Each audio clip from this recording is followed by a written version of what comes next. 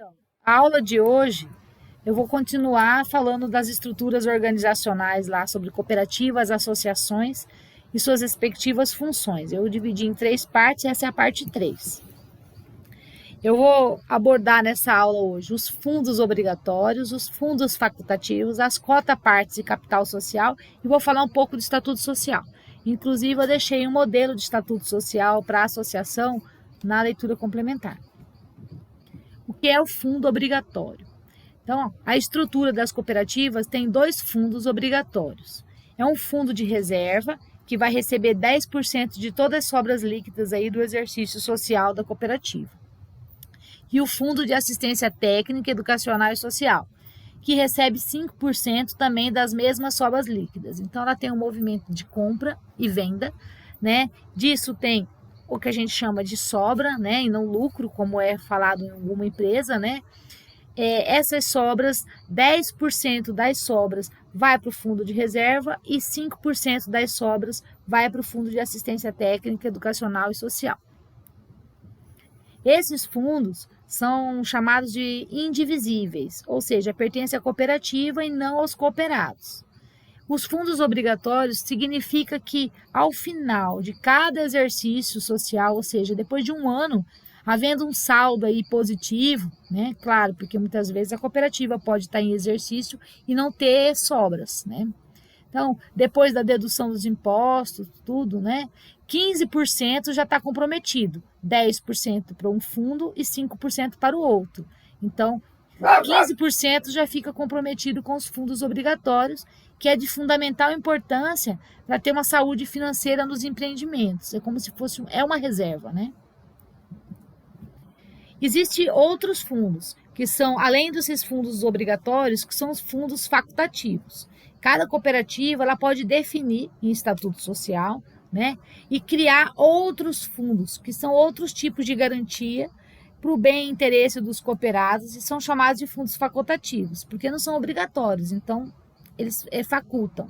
Então, como, por exemplo, fundo de benefício social para férias, 13º, retirada para afastamento por motivo de força maior, gravidez, entre outros casos. E cota-parte e capital social. Bom, para formar uma cooperativa é necessário ter o capital social e é necessário ter a cota-parte. O capital social é o valor em moeda corrente, né? Então, nossa moeda corrente é real. Cada pessoa vai investir para se associar na cooperativa, né?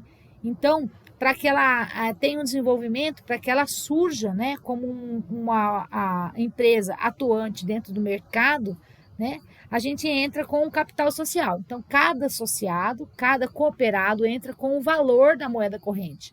Por exemplo, R$100 em moeda corrente, né? E investe isso, né, dentro da cooperativa. Esse capital é estabelecido lá dentro do Estatuto Social, né, em cotas partes e pode ser integralizado de uma só vez ou em parcelas. Então, pode dizer assim, o capital social da cooperativa será em 10 cotas partes de valor em moeda corrente de R$100, por exemplo, né? Eu posso pagar as 10 cota partes de uma única vez, né? Ou eu posso pagar apenas uma. Ou pode dizer assim, que R$100 corresponde a uma cota parte, né? O capital social é o valor de R$100 e isso corresponde a apenas uma cota parte, né? Que será investido por cada cooperado. Então, pode ser feito assim também. E eu vou pagar isso em 10 parcelas de R$10, né? Então, a cota parte, ela já é diferente dos fundos de reserva, né? Ela já é diferente dos fundos obrigatórios, porque ela faz parte da propriedade de cada cooperado. Então, ao sair da cooperativa, eu posso receber essa cota parte de volta, né? Então, ela é propriedade privada de cada cooperado sobre a cooperativa. Então, apesar da cooperativa não ter propriedade sobre essa cota parte, né? A cota, na verdade, elas são propriedades da cooperativa, porque elas ficam lá no banco, né, como parte do capital social.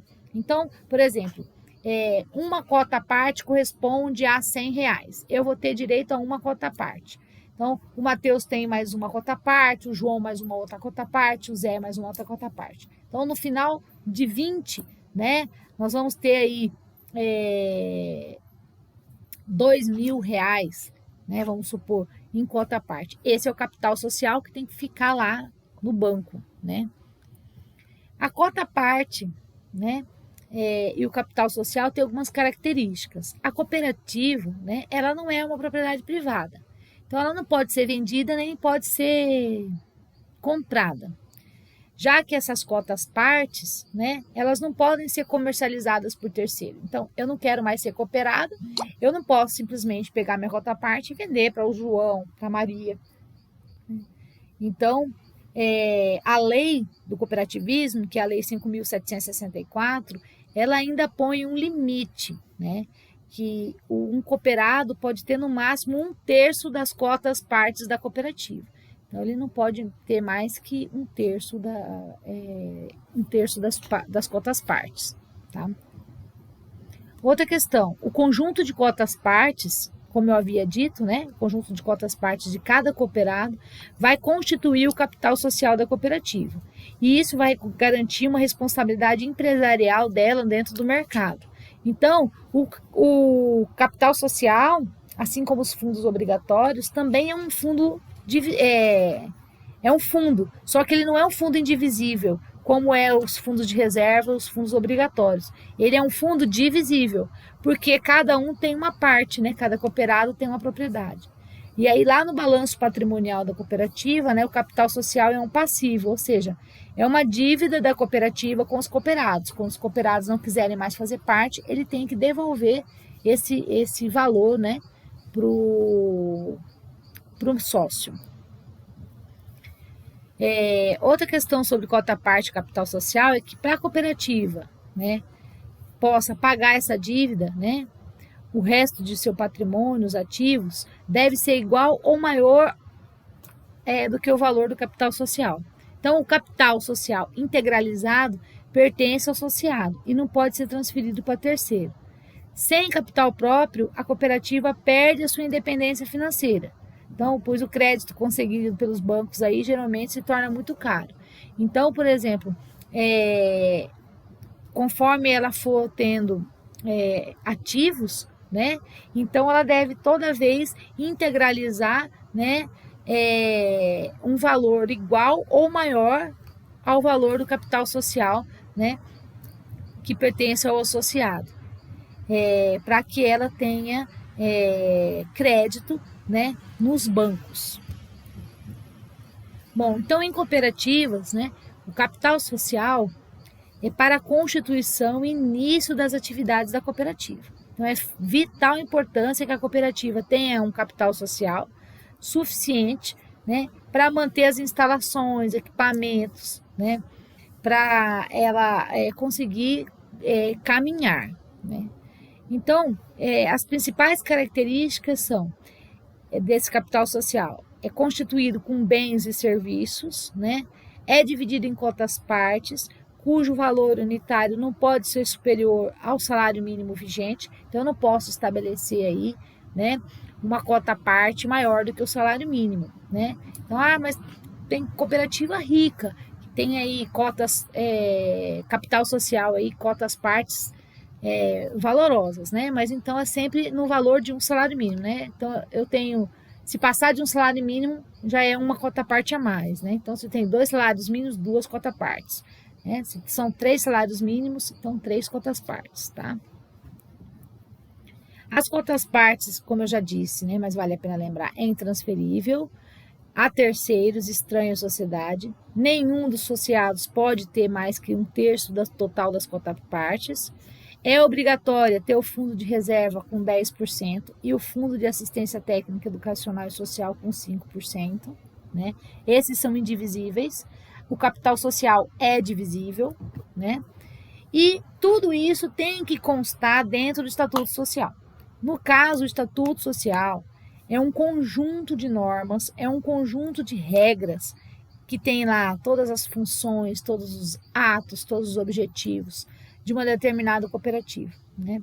Ele é elaborado com a participação de todos os associados, né, para atender a necessidade da cooperativa, a necessidade dos sócios, né? Então, no estatuto tem que ter lá algumas coisas que são padrões, né? Não convém copiar o estatuto de uma cooperativa, porque a área de ação de uma cooperativa não é a mesma área daquela que a gente está desejando criar, né? Então, não é, os objetivos se diferem, as metas se diferem. Então, ela tem que ter um padrão, mas ela não pode ser cópia fiel, né? Ela tem que representar os interesses daquele grupo de pessoas que está fundando, né? É importante que nesse estatuto, né, na hora de fazer o estatuto, né, perceba aí o processo todo de participação da comunidade, né? Compartilhar com todas as pessoas, com todos os sócios, né? Porque falhas, né, nesse processo, né, impede que as normas, que as definições sejam internalizadas. Então, se eu não participo, né, do processo de construção do estatuto, se eu não sei quais são as regras, eu não sei quais os objetivos, quais as características, né, da cooperativa qual eu estou fundando, aí a gente não consegue internalizar. E aí fica um papel que é meramente burocrático, mas não tem importância para o associado. Então, o estatuto social, ele não existe por existir. Ele existe porque ele precisa ser conhecido, né? As pessoas têm que ler, conhecer, né? Cumprir o conteúdo que está lá dentro desse documento, né? Então, ele tem uma função muito, muito importante. O estatuto social, né, é direito e dever de todo mundo ter uma cópia. Há muita polêmica quanto a isso quando se fala em cooperativa e em associativismo.